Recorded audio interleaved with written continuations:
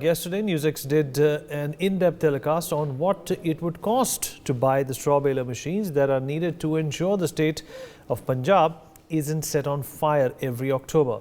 Our calculations came roughly to rupees 10,000 crore today. We take the Parali plan forward.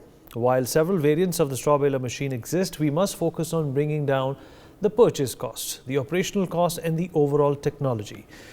Through the course of our research, we have found that the straw baler machines cost anywhere between rupees 2,50,000 and go upwards to rupees 13 lakh, surprisingly. Well, no cost for any machine is available readily online and one can easily request the price. This indicates that the machines are probably not being produced in numbers that are required for us to address the Parali problem, and what needs to be then done to accelerate the production and procurement of the machine, which probably now seem like the only long-term solution to this menace that North India has to endure. Mr. Sanjay Nath Singh, Secretary General, All India Farmers Association, joins us on the program. Dr. Jayjeet Bhattacharya, President of the Center for Digital Economy Policy Research, also with us on the show. Dr. M.J. Khan, agriculture expert, with us on the show as well. Kishan Karunakaran, CEO of Biofuel, is also here. He's an agriculture expert. Thank you, gentlemen, for being with us. Mr. Singh, if I can come to you, Sanjay Nath Singh. Sir, thank you for being here. Appreciate you coming on NewsX. It's good to see you after such a long time, sir. Sir, this Parali issue, is a complicated one, but what it's doing, it's also complicating things for the people of North India, especially the capital city. There are machines, there are solutions, but the procurement of it, the ease with which it can be given to farmers is still not streamlined. It does not have any kind of a pyramid structure. It does not have any kind of a model whereby which farmers can avail this or take help from the government. What, in your opinion, is the bottleneck and what can be done?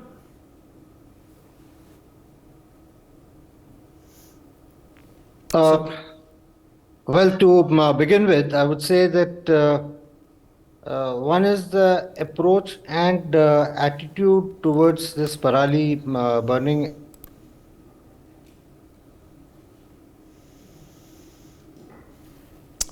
So there seems to be a problem with your connection. I would request you to please log in and log out again.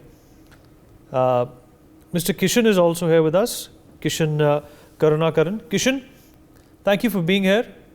Well, these machines have a solution. They don't pollute the environment. That pollution does not reach, various parts of North India.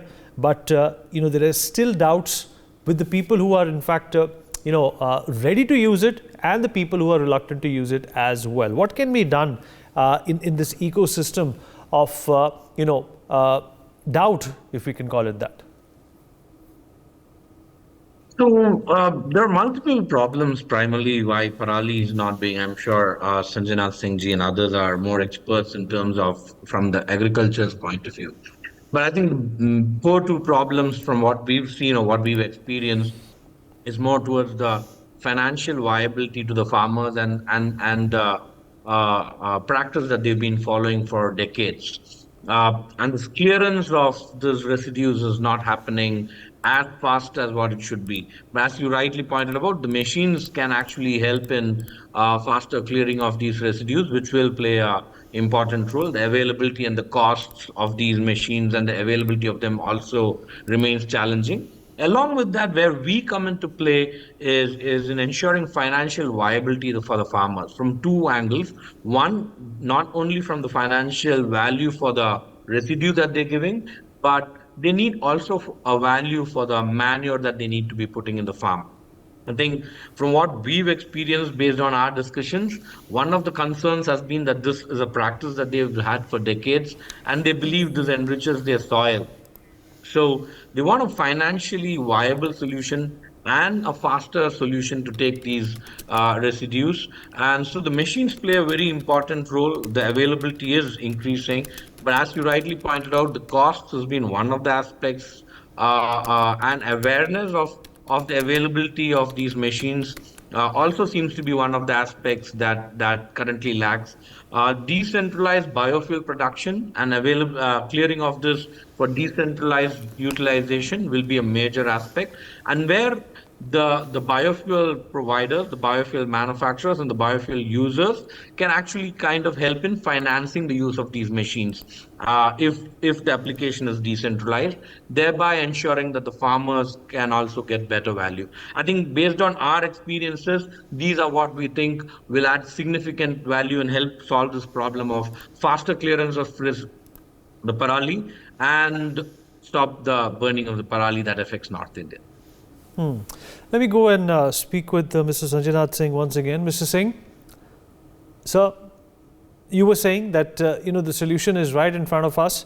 What more needs to be done? Who should be concentrating on this? This is obviously a push that both state and central governments need to be driving at in tandem. Yes, you're right. In tandem, they should be doing it. But if it is not happening, and it has not happened over a period of time, then I think the right thing to do is that we should bring in an act, a nationwide act, asking for kind of a regulatory, that is parali burning or whatever residual disposal or whatever act you may call it. We can name it whatever. But there should be a central act which will be overriding even the state governments, and it has to be enforced. So that is the most important thing. Another thing is that these acts should bring about a couple of things to the forefront. You see, we have to take in, while bringing in any act which will become acceptable to all, to the farmers also, is when it is in line with the usage, with the customs of the farmers. So that's a very important factor. So to tell you very frankly, for the farmers, the easiest and the best form of getting rid of their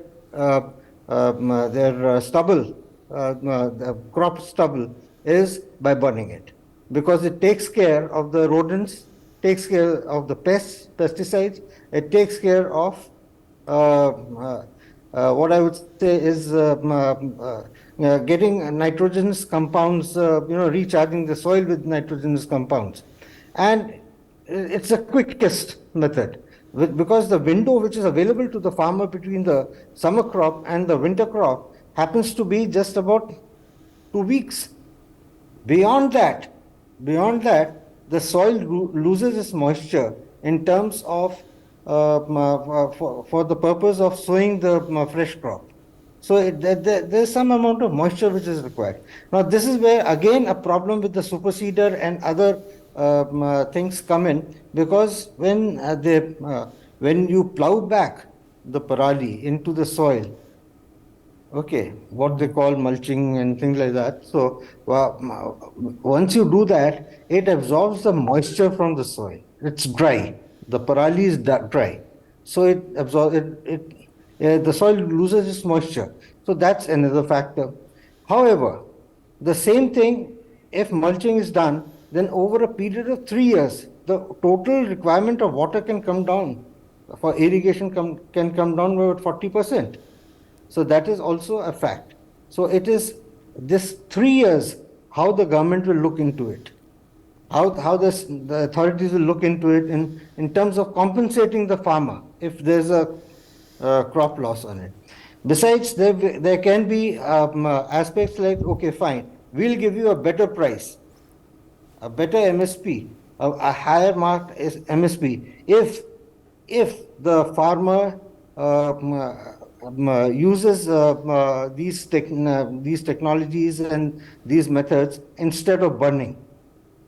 Another part of the act can be that we should regulate. If we can regulate that only say 25% of the farmland can be one could burn the stubble, and the rest of it has to be either you bale the straws, you do the baling of the straws, which can be utilized in many other industries, or you do use the superseder and plow back the parali into the soil. So these kind of things we need to look at, these kind of things which needs the attention of the government to bring about, and also look into the methods of incentivizing the farmer in using other technologies of getting rid of the parali instead of burning.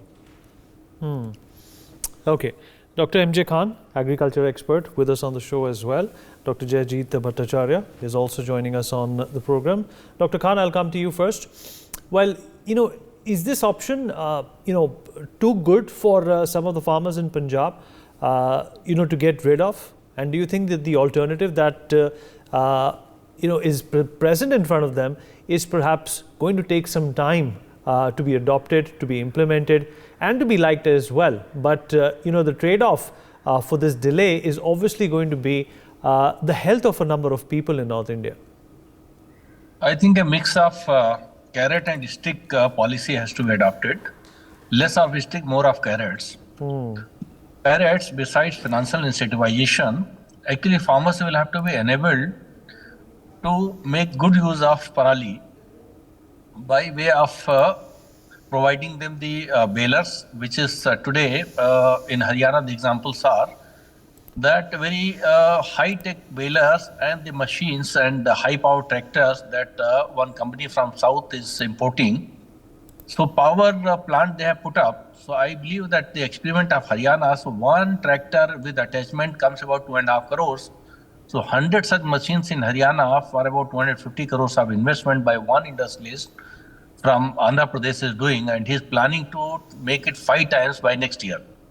Punjab, this kind of experiments have not been done, and probably Punjab, the kind of strictness which Haryana has shown has not been shown.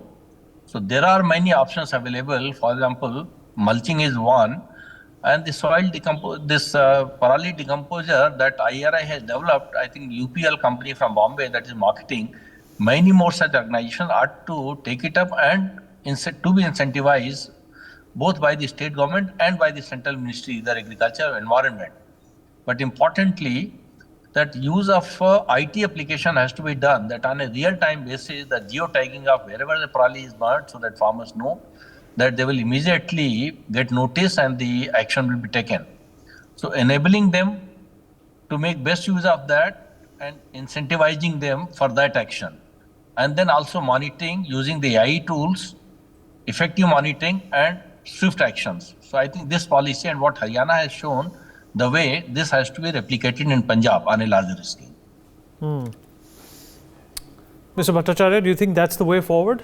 A bit of carrot and a bit of stick, but incentivizing the farmer is perhaps a long-term solution rather, because obviously implementing this in such a way that creates a sort of a fear is also not the solution.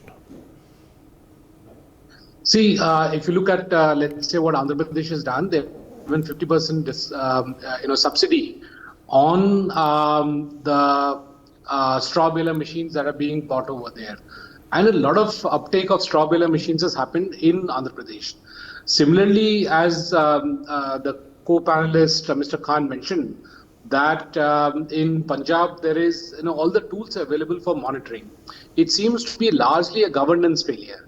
NASA has been telling us for the last 3-4 weeks the number of fires is going up, but not a single action has been taken, not a single penal action has been taken. Obviously, farmers form a very large part of the voter base, and therefore actions will not get taken. In a democracy, we'll all seem to be getting boiled as a frog in hot water.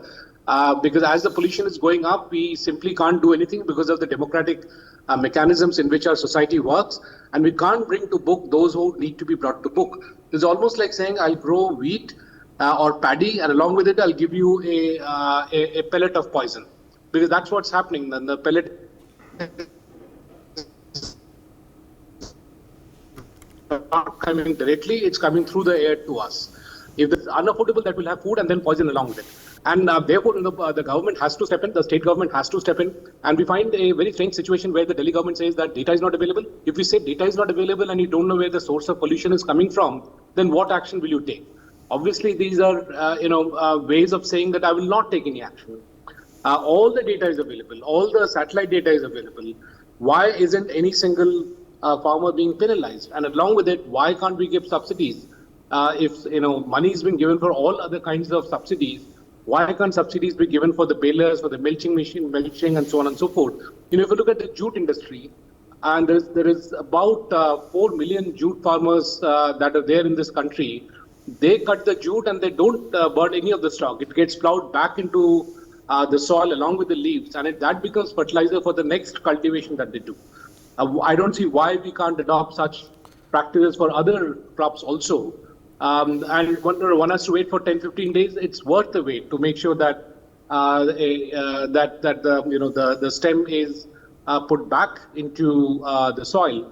Also, with the machines coming in, they cut the straws at a much higher level, and therefore it becomes very difficult for a subsequent machine to come in and pluck out the straws and take them out of the field.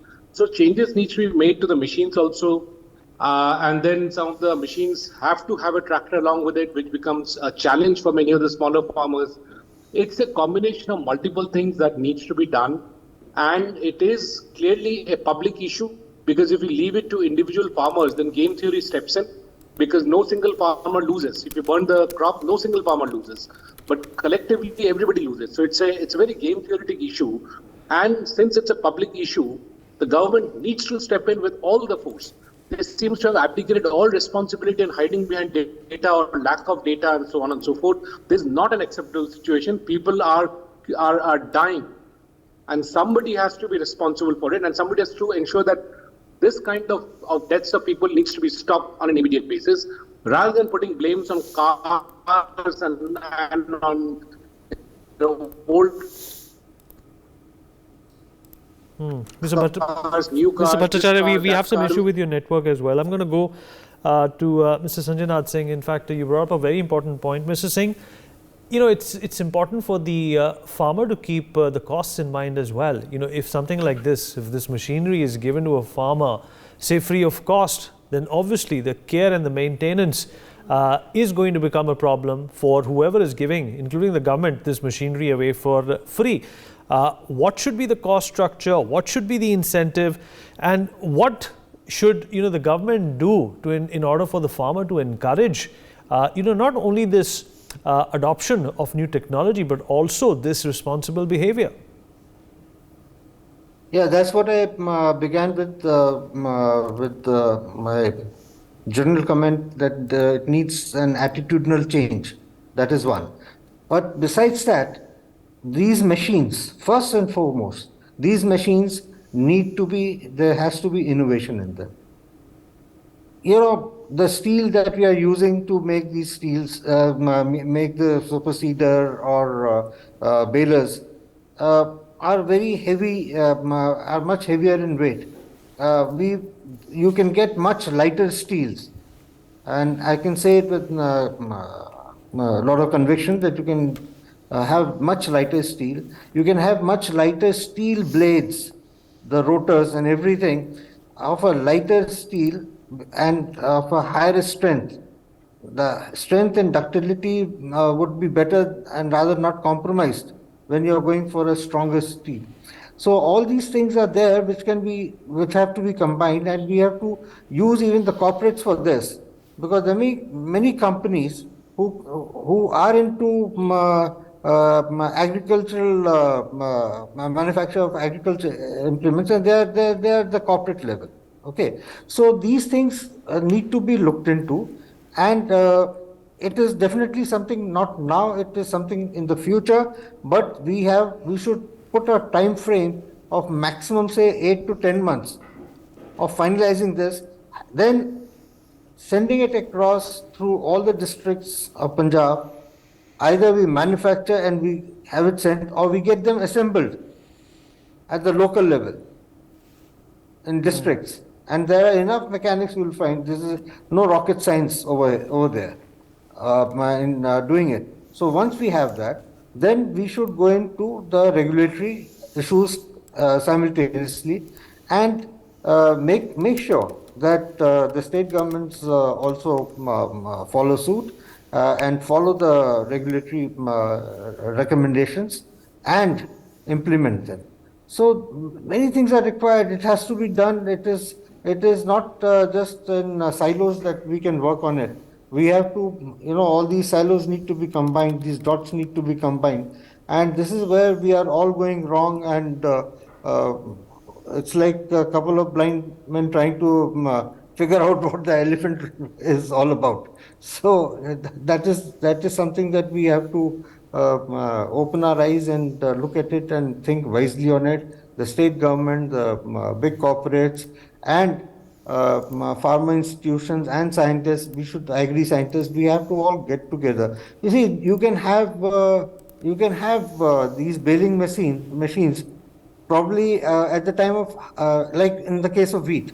Now, in wheat, you can do the harvesting also, and there are harvesters which also have a baler with it. But what is the problem in having the same thing for the paddy? Why can't we think of it? So what we talk about today, that okay, between the harvesting and the next sowing period, there's a gap only of 14 days. Why can't we do it when the harvesting is taking place? The baling can also happen. Maybe it is something to do with the moisture in the straws, moisture in the parali at that point of time when it is harvested. So that might get entangled with the blades and the rotors and the rollers and whatever it is inside. So that is also something which can be technically looked into and resolved. It's not something which cannot be resolved. If there is a problem, there has to be a solution. That's how I look at it. Kishan, concluding thoughts from you and Mr. Bhattacharya, and then we wrap up. Yeah. So as Sanjay Nath Singh ji said, I think a public-private partnership model will be the best way to go ahead with this. It's as Dr. Jayajit also said, it's individually expensive for farmers to have these super seeders or these kind of machines, and availability of tractor might not be everywhere. But there is this need of this particular straws as biofuels. Many companies, including IOCL, which has put up a 2G bioethanol plant there, and there's a bio CNG plants that are coming up there, which all need these fuel. I think a corporate and farmer partnership which can help in financing these machines, help in removing these residues immediately within that 14-day time frame, will ensure that one, we solve the problem of the residue clearing for the farmer, and also prevent the problem of burning of Parali, which is affecting the whole of North India. And this, as Dr. Khan and Jayjit ji said, has to be done with a lot of carrots, giving a lot of incentives to the farmer to get away from his residue. Because as Sanjay Nath ji said, they have seen the value of burning this for decades. You have to take them away from that mindset with financial incentives, and this can happen only with a public-private partnership model where the corporates, the government, and the farmers work together in removing this parali in time and ensuring that they are benefited at the same time. All right, absolutely. Mr. Bhattacharya? My point is that we have seen the National Green Tribunal coming heavily on cars and saying cars which are older than 10 years will be banned, and petrol cars over 15 years will be banned. I don't see them acting against the burning of straws. NGT is missing. Where is NGT right now? When they came out so heavily on the middle class, because middle class can bear everything. You can put everything on middle class, more taxes, take away their cars, snatch their cars. Why can't they come out with a regulation against burning of straws, and then let the regulation get implemented by the respective state governments? And second, the respective state governments needs to pull up their socks and get into the act. They need to put the carrots and the sticks, and they should need to do it on a very urgent basis, because every year people are dying. There's murder that's happening. So there needs to be a sense of urgency. Rather than having committees and GRAP 1 and GRAP 2 trying to grapple with the situation, we are beyond that. The government must recognize there's deaths happening and take urgent steps on this. All right. On that note, we dip into a short break. Thank you everyone for being a part of this conversation. For more such videos, subscribe to the NewsX YouTube channel, hit the bell icon.